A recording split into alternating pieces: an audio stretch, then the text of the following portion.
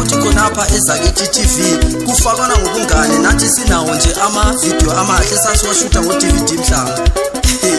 Into enhlekisileyo ukuthi wabonakala eHarare ephethe indondo zomgunyathi ihambe ecatsha. Wavela wacatsha ngemva kokudlala ngabantu ebanikeza amasikuthola naso kathela.